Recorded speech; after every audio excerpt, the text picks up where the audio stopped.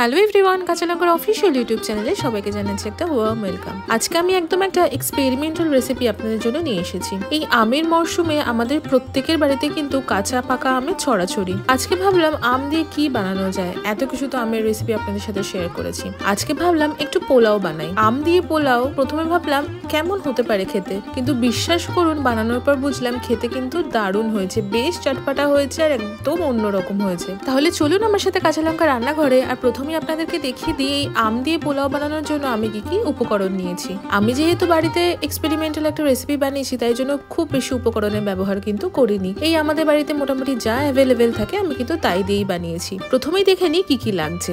আমি প্রথমেই 2 কাপ মতো বাসমতি চাল নিয়েছি, যেটাকে ভালো করে ধুয়ে 30 মিনিট মতো জলে ভিজিয়ে রেখেছি। কারি পাতা নিয়েছি আমি, একটা গোটা কাঁচা আম নিয়েছি যেটাকে খোসা ছাড়িয়ে আমি ছোট ছোট করে কেটে নিয়েছি, আর একটা আমের হাফ পোর্শন নিয়ে সেটাকে আমি ভালো করে গ্রেট করে নিয়েছি। পরিমাণ মতন কাজু বাদাম নিয়েছি আর পরিমাণ মতন কিশমিশ নিয়েছি।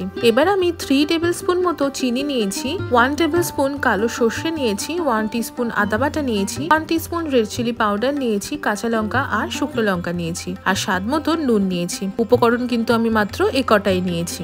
রান্নাটা শুরু করার আগে প্রথমে আমি একটা প্যানে অ্যারাউন্ড 2 টিস্পুন মতো সাদা তেল বা ভেজিটেবল অয়েল গরম করে তাতে প্রথমেই 2 টিস্পুন চিনি দিলাম,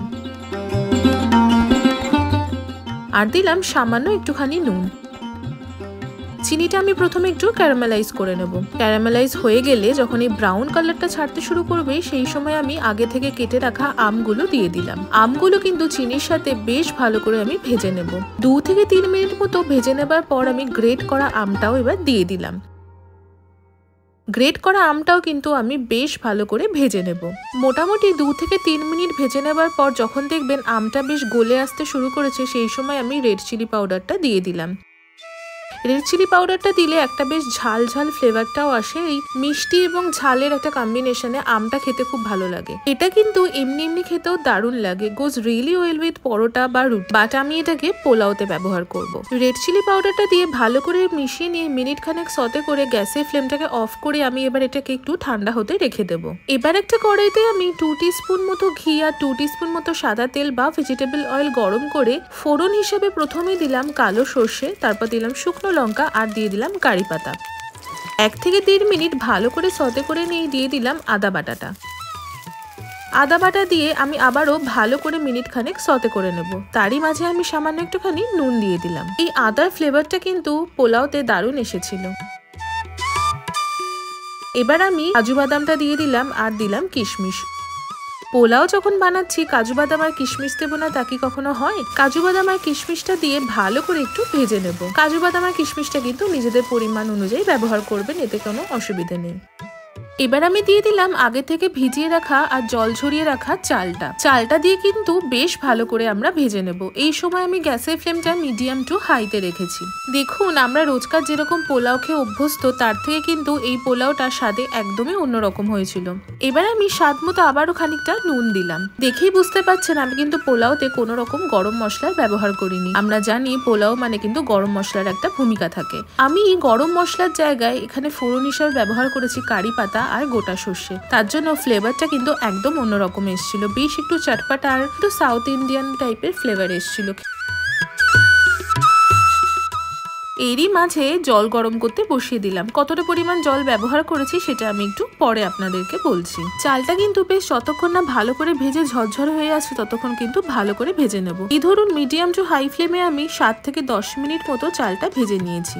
7 থেকে 10 মিনিট পর যখন চালটা ভেজে বেশ সুন্দর ঝরঝরে হয়ে এসছে, তখন না কিন্তু আমি আগে থেকে ভেজে রাখা আমগুলো দিয়ে দিলাম, আর সাথে কিন্তু আমের তেলটাও দিয়ে দিলাম। আমি সামান্য পরিমাণে একটু এই ভাজা আম সরিয়ে রাখলাম, এটা আমি লাস্টে ব্যবহার করব। চালের সাথে আমটা বেশ ভালো করে মিশিয়ে নিয়ে এবার আমি 4 কাপ গরম জল ঢেলে দিলাম। আমি যতবারই আপনাদের সাথে পোলাওয়ের রেসিপি শেয়ার করেছি, আমি কিন্তু এই জলের পরিমাণটা ততবারই আপনাদেরকে ভালো করে বুঝিয়ে বলেছি, তাও আমি আবারও আরেকবার বলে দিচ্ছি। আমি যেহেতু 2 কাপ চাল ব্যবহার করেছি, তার জন্য আমি 4 কাপ জল ব্যবহার করলাম। সবসময় যতটা পরিমাণ চাল ব্যবহার করবেন তার ডাবল পরিমাণ জল ব্যবহার করলে কিন্তু চালটা ঝরঝরে হবে। বরাবর। জলটা যেহেতু গরম ছিল তাই জন্য দেখুন দেওয়ার সাথে সাথে কিন্তু ফুটে এসেছে। এই সময় আমি 2টো চেরা কাঁচা লঙ্কা দিলাম। 2টো চেরা কাঁচা লঙ্কা দিলে খুব সুন্দর একটা ফ্লেভার আসে। এবার আমি গ্যাসের ফ্লেমটা একদম লো করে দিলাম। লো ফ্লেমে 12 মিনিট মতো আমি চালটা ফুটিয়ে নিলাম। দেখুন 12 মিনিট মতো পর জলটা একদম শুকিয়ে গেছে আর চালটাও কিন্তু সেদ্ধ হয়ে গেছে। এবার আমি স্বাদ মতো চিনিটা দিয়ে দিলাম আর দিলাম সামান্য পরিমাণ নুন। ভালো করে সবকিছু মিশিয়ে নিয়ে গ্যাসের ফ্লেমটা অফ করে দিয়ে 30 মিনিট মতো আমি ঢেকে এটাকে রেখে দেবো।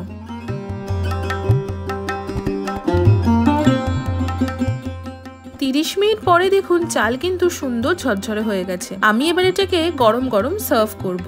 আমি প্রথমে যে আম ভাজাটা একটু সরিয়ে রেখেছিলাম সেটা চালের উপর বা আমের পোলাওয়ের উপর দিয়ে একটু গার্নিশ করে দিলাম। দেখতে কিন্তু ভীষণ সুন্দর লাগছে আর যেমনটা প্রথমে বলেছিলাম খেতে কিন্তু অসাধারণ হয়েছে। বাড়িতে ট্রাই করে কিন্তু আমাদের কমেন্ট সেকশনে অবশ্যই জানাবেন কেমন লাগলো আজকের এই রেসিপিটা। দেখা হচ্ছে পরবর্তী আরো একটা খুব সুন্দর রেসিপির সাথে। ততক্ষণের জন্য ভালো থাকবেন, সুস্থ থাকবেন আর কাঁচা লঙ্কাকে এইভাবেই সাপোর্ট করতে থাকবেন। See you soon and happy cooking!